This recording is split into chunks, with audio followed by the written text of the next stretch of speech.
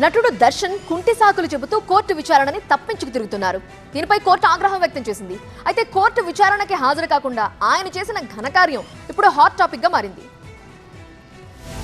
చిత్రదుర్గకు చెందిన రేణుకాస్వామి హత్య కేసులో ఏవన్గా ఉన్నారు నటుడు దర్శన్. గతంలోనే ఆయన బెయిల్పై బయటకు వచ్చారు. అయితే కోర్టు విచారణకు హాజరు కాకుండా ఆయన నిర్లక్ష్యంగా వ్యవహరిస్తుండడం వివాదాస్పదంగా మారింది. నడుం నొప్పితో విచారణ ఎగ్గొట్టిన ఆయన సినిమా కార్యక్రమంలో పాల్గొనడం రచ్చ అవుతోంది. రేణుకాస్వామి హత్య కేసుకు సంబంధించి ఇటీవలే కోర్టులో విచారణ జరిగింది. దీనికి దర్శన్ గైర్హాజరయ్యారు. నడుం నొప్పి కారణంగానే విచారణకు హాజరు కాలేకపోయాయని దర్శన్ తరపు న్యాయవాది కోర్టుకు తెలియజేశారు. దర్శన్ తీరుపై న్యాయమూర్తి ఆగ్రహం వ్యక్తం చేశారు. కేసు విచారణ సమయంలో ఎట్టి పరిస్థితుల్లో కోర్టులో ఉండాలని, ఇలాంటి సాకులు చెప్పి హాజరు కాకపోతే ఎలా అంటూ ఆయన ప్రశ్నించారు. ఇది జరిగిన కొన్ని గంటల్లోనే దర్శన్ వామన చిత్రం స్పెషల్ స్క్రీనింగ్ కు హాజరు కావడం షాక్ కు గురిచేసింది. బెంగళూరులోని ఒక ప్రముఖ థియేటర్ లో జరిగిన ఈ స్క్రీనింగ్ లో ఇతర చిత్ర బృందంతో కలిసి ఆయన పాల్గొన్నారు. సినిమా వీక్షించిన అనంతరం మీడియాతో మాట్లాడారు. దీనికి సంబంధించి కొన్ని విజువల్స్ బయటకు వచ్చాయి. ఇక రేణుకాస్వామి హత్య కేసులో దర్శన్ ఆయన స్నేహితురాలు పవిత్ర గౌడ్ సహా 15 మందిని అరెస్ట్ చేశారు.